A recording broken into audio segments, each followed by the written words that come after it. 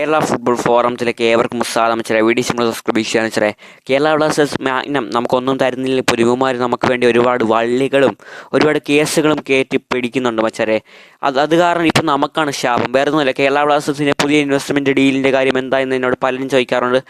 ഇപ്പോൾ ഒരു നടപടി വന്നിരിക്കുകയാണ്. വേറെ ഒന്നുമില്ല, കേരള ബ്ലാസ്റ്റേഴ്സ് വാങ്ങാൻ വേണ്ടി പുതിയ ഉടമസ്ഥർ തയ്യാറായിട്ടുണ്ട്. പക്ഷേ 500 കോടിയുടെ വരുന്ന പ്രസാദിൻ്റെ പേരിൽ, ആ പ്രസാദാണ് ഈ പറയാൻ ഒരുപാട് വാക്കുണ്ട്, പക്ഷേ പറഞ്ഞാൽ കുറച്ച് പ്രശ്നങ്ങളൊക്കെ ഉണ്ട്.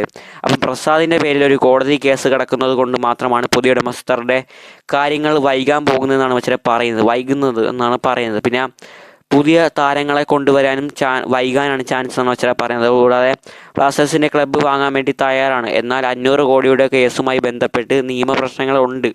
അതുകൊണ്ടാണ് ഇത്രയും വൈകുന്നത്. കാരണം ഡീൽ പൂർത്തിയാകുന്നതാൽ പുതിയ താരങ്ങൾ കൊണ്ടുവരാൻ താമസം ഉണ്ടാകുമെന്നാണ് പക്ഷേ പറയുന്നത്. അപ്പം മുമ്പത്തെ സീസൺ പോലെ ഈ സീസണും പോകാൻ ചാൻസ് ഉണ്ടെന്നാണ് എനിക്ക് തോന്നുന്നത്. എന്നുവെച്ചാൽ ഇവന്മാർ നമുക്ക് വേണ്ടി ഒന്നും തരുന്നില്ല, ഒന്നും നല്ല വാർത്ത തരുന്നില്ല. പോലും ഇവന്മാർ നമുക്ക് വേണ്ടി ഒരുപാട് വള്ളികൾ പിടിക്കുന്നുണ്ട്. പക്ഷേ ആ വള്ളികൾ നമുക്ക് തന്നെ ഇപ്പോൾ ഒരു എന്താ പറയുക, വള്ളികൾ നമുക്ക് തന്നെ ഇപ്പോൾ ഒരു ശാപമായി പോയിക്കൊണ്ടിരിക്കുകയാണ്. എന്നുവെച്ചാൽ വേറെ ഒന്നുമില്ല, എനിക്കൊന്നേ പറയാനുള്ളൂ, മാഗ്നം ഔട്ട്. എന്തായാലും മാഗ്നം പോകും. പക്ഷേ ഇപ്പോൾ ഈ കോടതിയുടെ പ്രശ്നം ഉള്ളത് കൊണ്ട് 500 കോടിയുടെ പ്രശ്നമാണ്. ആദ്യം നമ്മളെ ഈ പ്രസാദ് കൊടുക്കുമെന്ന് അറിയത്തില്ല. പ്രസാദിനെ കുറിച്ച് ഒരുപാട് കാര്യങ്ങളൊക്കെ ഉണ്ട്, പറഞ്ഞാൽ കുറച്ച് ഇതായി പോകും. അതുകൊണ്ട് വേറെ തന്നെയാണ് കേസൊക്കെ വാങ്ങാൻ. അപ്പം മറ്റൊരു വീഡിയോ ആണ്. ബൈ. ഫുട്ബോൾ ലോകം.